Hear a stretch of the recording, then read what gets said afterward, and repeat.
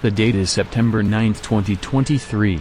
I just finished documenting 2 previously undocumented cheat codes in Toxic Grind for the original Xbox.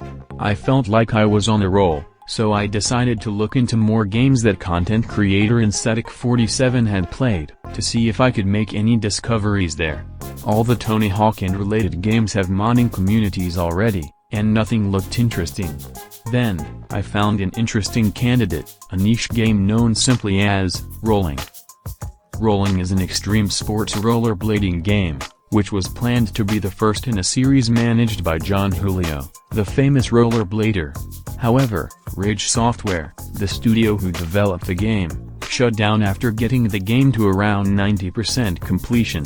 Another company, SCI, took what was left and hired some people from the original team to finish the game, and released it exclusively in Europe for the PlayStation 2 and original Xbox. This is why, despite the game being released only in Europe, it focuses on American rollerblading culture. The game plays similarly to Tony Hawk's Pro Skater 2, and does everything you'd expect but not much more. It's a really solid game that holds up even today, and looks amazing when run through emulation. The control scheme is easy to learn and there's no immediate difficulty spikes for beginners. After looking through the executable and every game file I could read, one thing was for certain. Rage and SCI did an amazing job at stripping out all debug functionality, so I gave up looking for new discoveries for a while. Fast forward to October 16, 2023, and content creator Aesthetic47 uploads part 7 of his second playthrough of Toxic Grind, where he shows off the new cheat codes, bringing them to a wider audience. If I remember correctly, wasn't that... Oh. Hey, what if you could... I whooped his ass. I showed that I could. Yeah, But what if you could win by doing nothing? Whoa, what? How? That's what? right. A brand new cheat code. Actually, 2 new cheat codes were found by Sly Cooper Reload Coded. Of course. Among the people to take notice of my discovery was content creators Indictive, another Let's Player who plays games to completion, and doesn't stop when the game says 100% complete, if there's still things left to do. Sometime in late 2018, shortly after Aesthetic started his playthrough of Rolling, he got Zindictive to look into the game, and he managed to stream himself finding nearly all the gaps. I was watching a bit of Zindictive's stream earlier. He finally got this game, and so he streamed himself looking for the gaps like I requested him to. Yeah. And he found most of them in each level, actually. However, some he was not able to find, so he called it quits. Now, seeing that someone was looking into the technical side of games, he reached out to me through Aesthetic and asked if I could help find the game's gaps, as well as figure out how the weird stat system worked, as it uses RPG-like elements. Seeing as how I'd briefly looked into the game before, I decided I was up for the challenge. However, I still didn't get much further than last time. While I did find enjoyment in the gameplay, all I could find at first were lists of gap names for each level, which wasn't really helpful, and sometimes these lists would be garbled when loaded into memory. The game archives looked promising if they could be unpacked, but I couldn't accomplish this part. Modico, the person who created the initial set of Star Wars Starfighter modding tools, took interest in this task and eventually wrote an unpacker. Some immediate findings inside were more proof of a cancelled GameCube port, as well as a company email, accidentally left inside the PlayStation 2 release. After some poking around, I hit pay dirt, as an entire file existed for each level that not only listed out each gap by name, but also their start and end coordinates in the game world. There was only one problem. Due to all debugging functionality having been removed, there was no way to display the player's coordinates. I decided to do scans and cheat engine, which paid off in the end. I was quickly able to find XYZ coordinate addresses every time I loaded into a level, and changing them actually updated the player's position. With a way to change the player's coordinates, and nearly complete details on every gap in the game, I set out to make a gaps playlist, just as YouTube user Psychocotics had done for Tony Hawk's Underground all those years ago. A day or so later, The first 2 levels videos were complete, documenting every gap in them. It was time for me to move on to the 3rd level, known as Marine Mall, Florida. I got a warning from Incetic before heading into this level, as Vindictive believed there was a hidden area with all the gaps he couldn't find. Normally, blaming your inability to find a game collectible on a hidden area that may not exist is a skill issue, but this is Vindictive we're talking about.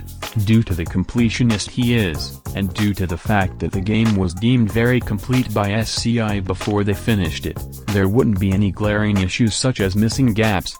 Either way, with the ability to teleport to any gap, I would be the one to find this supposed secret area, if it existed. I had recorded the first 5 or so gaps in this level's internal list when I came across one called Reticular. I assumed it was named this way to be intentionally vague, so it would probably be something like quickly hopping between 2 rails. However, when I teleported to it, I ended up somewhere completely unrecognizable. I was no longer in the shopping mall, or in the connected parking lot. I was inside a whale's mouth, complete with teeth and a pirate ship it had apparently swallowed.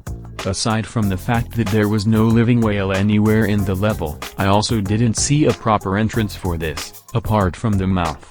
However, it turned out that if the mouth really was the entrance, it was also the exit, as entering it fires the player out of the whale's blowhole and back onto solid ground in an epic cutscene. I'd done it, I'd found the secret area for the first time since the game's release. Except, I wasn't done, not even close. While I could enter the secret whale area through coordinate hacking, this obviously wasn't the developer intended entrance, so I had to find that to make this a complete discovery. I'd been sharing my findings with Incetic, and seeing how I was kind of at a dead end, he had an interesting theory. He thought that it might be something like the Roll Call Open Sesame rail in Tony Hawk's Pro Skater 2, where grinding on a specific rail when a bell opens up a new area. He thought that something like this could exist with the boat horn that occasionally blares in the background.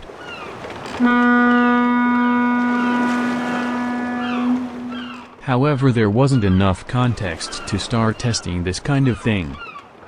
I kept digging through the game data, and I eventually found a reference to a sound effect of the whale chomping. This sound effect did exist.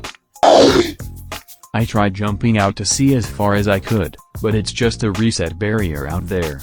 Additionally, the reset barrier doesn't fully extend out, so this couldn't be it. As one final attempt, I opened up every single file in this level's data and searched for the term, whale, in every single one of them, hoping to find some kind of clue. I eventually discovered that the EMT files control scripted sequences, and the one for this level contained several with whale in their names. One of them was a very obvious sequence called Whale Secret. According to the script, I needed to head to the top of the diner and perform a wall stall on the Moby's Diner sign, which is used for a gap. I did this, and a cutscene played of the sign wobbling, and some colored sparks started emitting from something on the ground level. It was a fountain of red, white, and blue particles coming out of the whale-themed quarter pipe in the level, which I thought had to be used for something. On instinct, I moved into the sparkles, and I was swallowed by the whale, which was the developer intended way of getting in.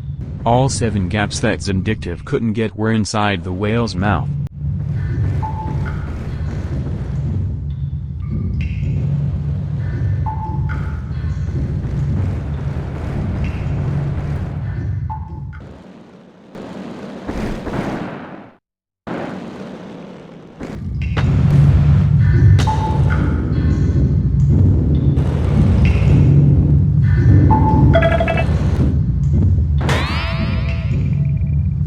The strange part is that there's no clues that this place exists, and no goal in career mode ever makes any mention of it. Whether this was unintentional is a mystery. However, I had found this secret area for the first time ever since the game released. At this very moment, Vindictive himself joined the Discord server where this discovery was unfolding, and he was absolutely flabbergasted at the discovery, claiming that, quote, "It is inside of a whale," as if the location wasn't a mystery to him. As it turns out, a lot more happened than I had context for. Sometime after Zindictive streamed himself getting nearly all the gaps, he reached out to someone to see if they could data mine the game, and they agreed, but then ghosted him.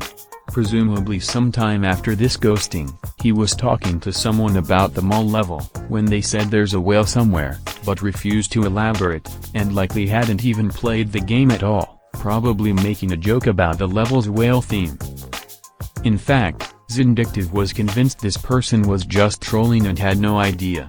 Ironically, he was right, and there was a whale somewhere, just waiting to be found by the right reverse engineers. After Modiko found the file that shows how the stats progression system worked, there was nothing standing in Zindictive's way from working on a playthrough of the game, which is presumably upcoming. That's the story of how I found a secret area in a niche PlayStation 2 game, and made it possible to 100% complete it. You might be thinking, does anyone really care? Well, if no one cared, then I wouldn't be releasing this video, would I?